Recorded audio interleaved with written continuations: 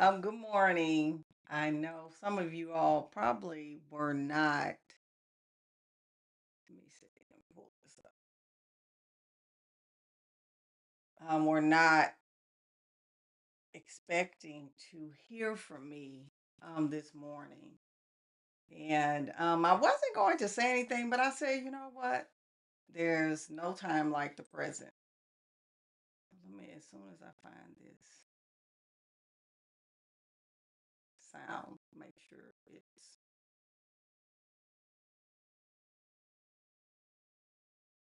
okay. There it is. So, for those of you all who may be watching this on the replay or live, my name is Michelle Williams. I am the president of the Houston Education Association. I'm also, well, I was a teacher in Houston ISD up until last night. And, I wanted to come on here today to make my official statement. And because I've been getting messages and I didn't expect to be up this early, but my dog woke me up at 5 a.m. So here I am. Last night was not unexpected. I expected them to terminate my contract. Does it make it valid? Absolutely not. Um, we are in a fight for public education. And when I tell everybody, in a war, you don't win every battle. And I didn't expect to win this one.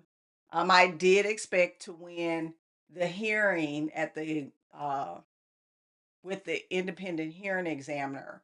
That was expected. I knew I would win that.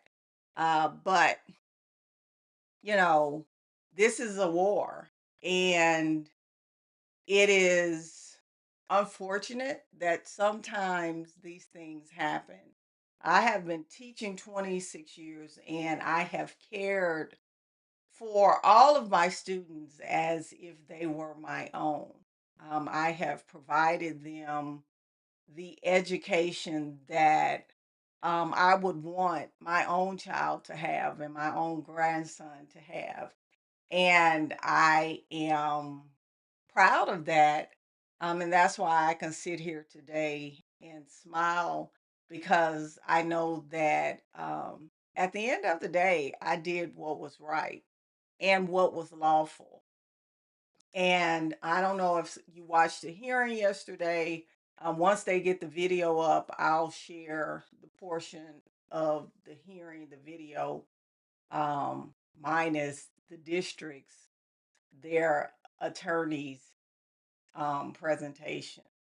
Um, but you know, I it's interesting how HISD's attorney characterizes this whole issue with me.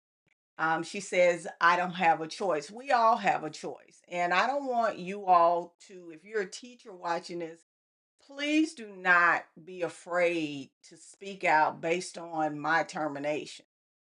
Being terminated is not the end of the world. Is it bad? Absolutely. But what's worse is losing your certification over the illegal and unlawful actions of a school district. And that's essentially what they were asking me to do. They were asking me not to teach the emergent bilingual students who were transitioning from a bilingual classroom and really getting instruction in English for the very first time. This is nothing new. The Trump administration is also rolling back a lot of the supports and protections for our English language learners. And it's not just Spanish students. We're not just talking about Spanish students, we're talking about any student that comes to the United States that does not speak English. It just so happens in the state of Texas, the majority of our English language learners are Spanish speakers. But I taught in Florida, and Florida had a plethora of other speakers of other languages. That's why they did not offer Spanish. When I got my degree, which I am an education major, when I got my degree in elementary education, we had to take ESOL classes.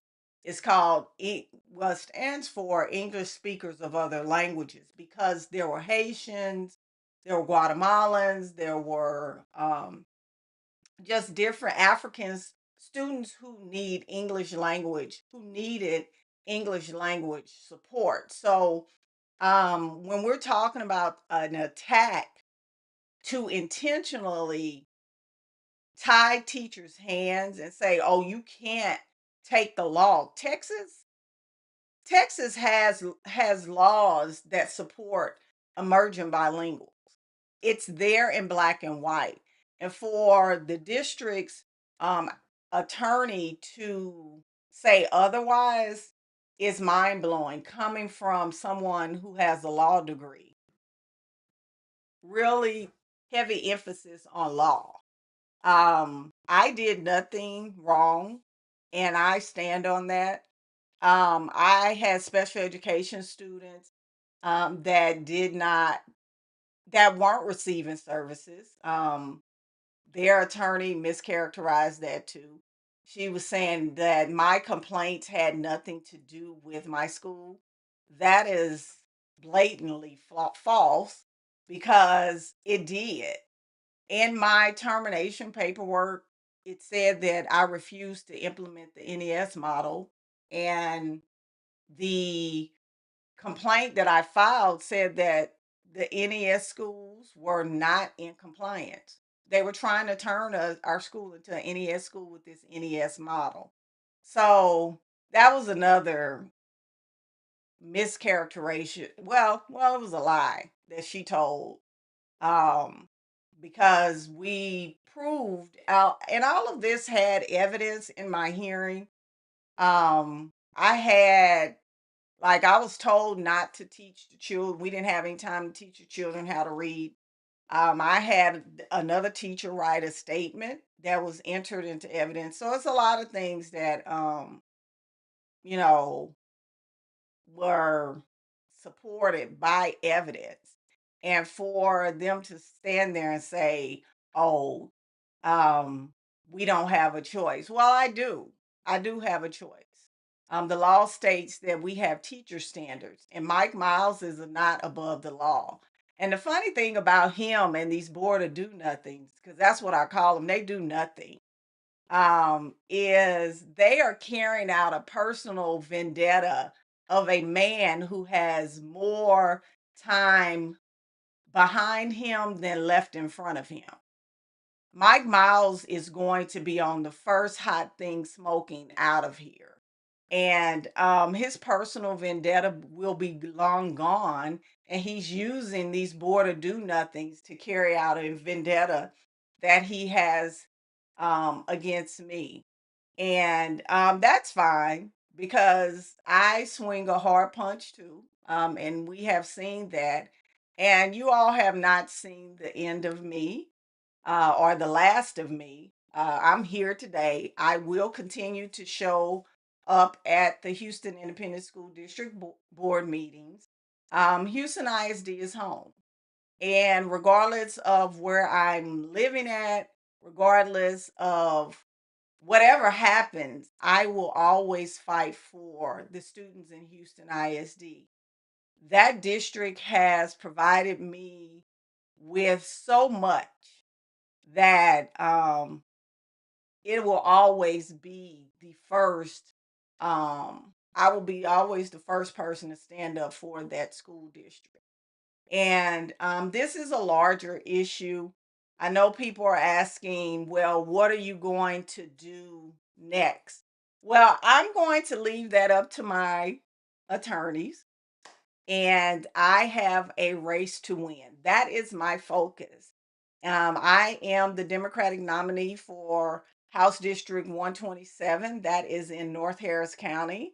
It The district spans from Bush Intercontinental Airport East, that's Atascocita, Kingwood, Humble, well, North Humble, because Humble is split between Harold Dutton and 127. and part of Huffman. And I am going to put all of my focus and energy into um, winning that race because we need to take our school districts back. The state, the governor, Commissioner Morath, they have set out to destroy our school districts. And there's no Calvary for teachers. If there was, I wouldn't have to do the things that I have done to stand up for children. And we're it. There is no Calvary. And if you're a retired teacher, retired nurse, retired crossing guard, retired anything, we need you in this fight. I know a lot of you all are like, well, I'm retired. Retired does not equal dead. And I'm not saying that callously. I'm saying that because we are in a time period where you can no longer run. I have seen so many teachers run and hop from school district to school district. That was my cry or plea to teachers when Mike Miles came into Houston. I told them, I said, if we do not stop this in Houston, we're not, it's going to spread out like a cancerous tumor. It's going to spread. And it is going to kill off our school districts. I know Mike Miles thinks he has won, but he has not. He won a battle, won. And that's because he has a board of do nothings. And if we had our elected board, this would not have happened. And that's why I'm in this fight for House District 127. That is my sole focus. I'll do some other things. I am a part of two wonderful math organizations, the National Council of Teacher of Mathematics. I plan to do some more work with them, which I present during the summer. Now I can present all throughout the school year. I'm also a part of the Benjamin Banneker Association, where we advocate for high quality math instruction for specifically Black children, but for all children. But that's one of the organizations that I am currently a member of. I am looking forward to reaching out to the Black Teacher Project, and because we need more Black educators in education for our Black children. We need more minority educators as well. We need more Latina educators for our Hispanic population. I know a lot of you all don't understand that 90% of the teacher workforce is still Caucasian. I know in Houston it's kind of skewed because we are a melting pot. We're one of the most diverse cities in the nation, and we don't see it. But I see it when I speak at conferences. I'm one of maybe three Black teachers that are there. Um, I never see Hispanic presenters. It's few and far between, very few. There may be some, but it's very little. And we need a more diverse teaching workforce.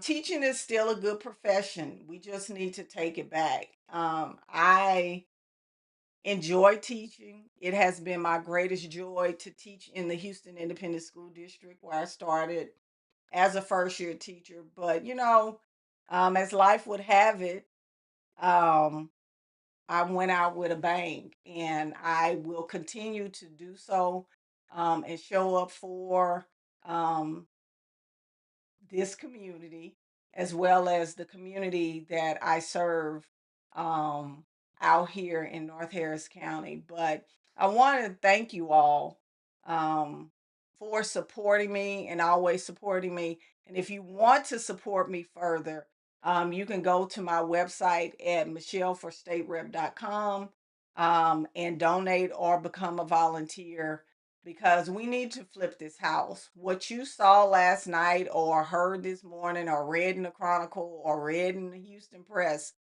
is just a drop in the bucket. They are literally tearing it apart. And if you are a teacher and if you think that you can run from this, you will not. You will not be able to run for this. If you think you're going to retire, Gina Hinojosa was at our House of Delegates in San Marcos this past weekend, and she talked about the instability of the teacher retirement system. And I'm gonna be honest with you, I don't put a lot of stock in retirement because if mathematically it's input and output, teachers that are teaching in the profession put money into the teacher retirement system, but the teachers that are retiring are pulling money out. So that has to be, I mean, it's like algebra, constant rate of change, but it has to be equally. And it's not because we have less teachers that are coming into the school system. And also, when you put vouchers is another variable, which is algebra. It throws that constant rate of change off, and it has to do with actuarial math, which that is not my forte. And mathematicians actually work that out, and it's not a sound system. So I'm telling you all, you cannot run from this. The state of Texas is not telling you all the truth about what's at stake when it comes to public education. You're going to either fight or you're going to bend. And I will never, ever bend to Mike Miles, ever. When he was asking me or trying to tell me to get off social media, I know I will never bend. And I'm asking you all to stand up and fight. Um, and this is just one of the things that happens in a fight. You lose some people, and at the end of the day, that's just what it is. So I'm going to let my attorneys fight that out. In whatever appeals I have available to me. And I'm going to focus on my campaign in the general election on November 4th. So thank you all so much. I'm going to be out of pocket for probably a couple of days to let this pass. I will be out campaigning. Like I said, you can go to michelleforstaterep.com. If you would like to volunteer, get on the volunteer list. If you would like to donate, that will help me. Thank you for your prayers and support. I need those as well, but I need your donations as well. Thank you again, and I look forward to speaking and seeing you all fairly soon. Bye bye.